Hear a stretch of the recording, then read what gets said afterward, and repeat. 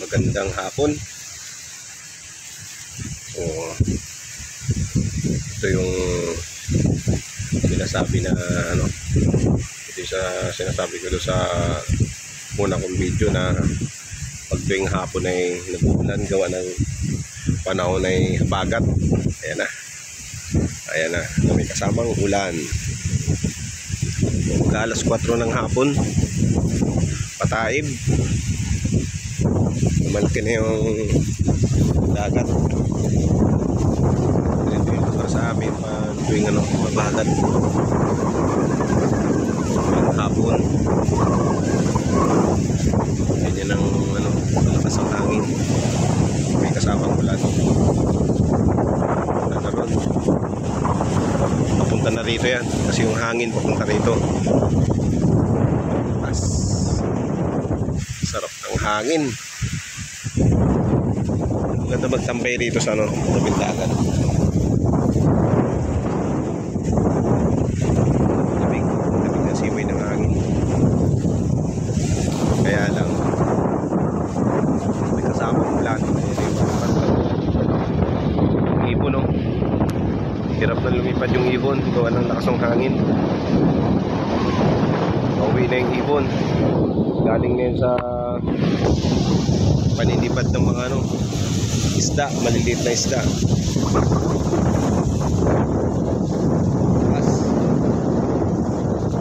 Yung ganyan na mga ganyang klaseng ulan, hindi naman nagtatagal, hindi naman naabot na magdamag.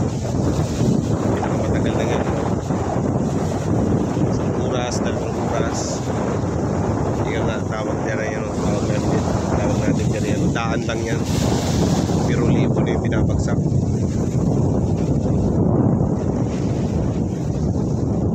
Ganda ng ganda ng bigay ng hangin, ang lamig. Alam mo may bagyo, so tawag dyan subaskog, tawag dyan sa amin dito, subaskog. Pag sinabing subaskog, lang yun, yung saglit lang yung sama ng panahon o yung paglakas niya.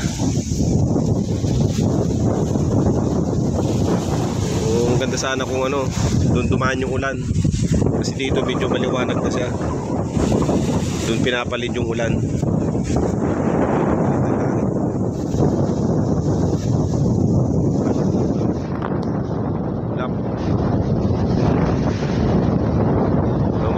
Maganda rin dito minsan pag natchimpuhan na may ipo-ipo. Kaya nga lang hindi ko matchimpuhan, pero yung ipo-ipo naman na yun, hindi naman yung delikado kasi doon lang siya sa dagat lang siya. Hindi naman siya, bihira lang naman siyang tumama dito sa lupaan, so hindi naman siya delikado kasi wala naman masyadong mga bahay dito. Malimit, doon lang din talaga siya sa mismong ulan lang.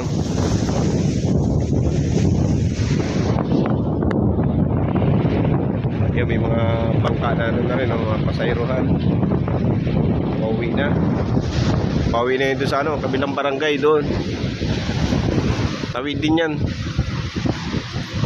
Naghahatid din niya ng mga estudyante, kaya yung mga namamalingki, naghahatid ng mga kalakal, mga paninda, dinadala sa bayan. Malimit na dyan, buhay dyan, pangingisda, tapos siya bundok, yung mga mga nagtatanim, mga nagkakaingin, uling, dun.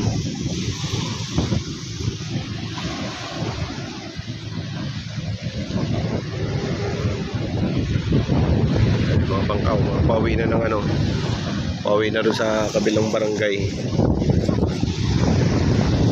Ang ganda ng ang lamig ng simoy ng hangin.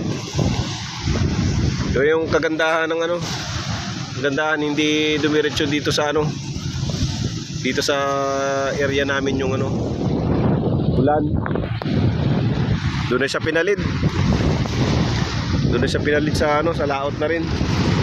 So wala, hindi babagsak dito yung ulan.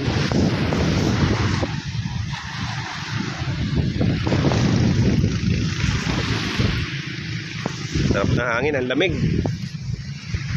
Medyo ano na, madilim na.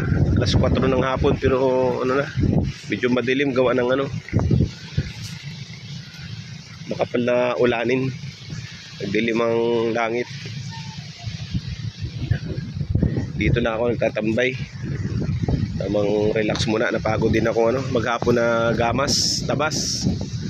O bukas na naman uli.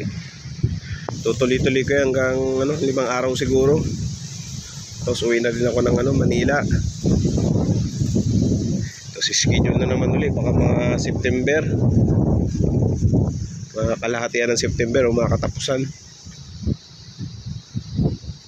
So yun muna guys, ang ano, video ko ngayon. Babahagi lang ng sitwasyon dito sa lugar namin pag mga ganitong ano, medyo sumusungit ang panahon. So yun, babay na muna, bye bye.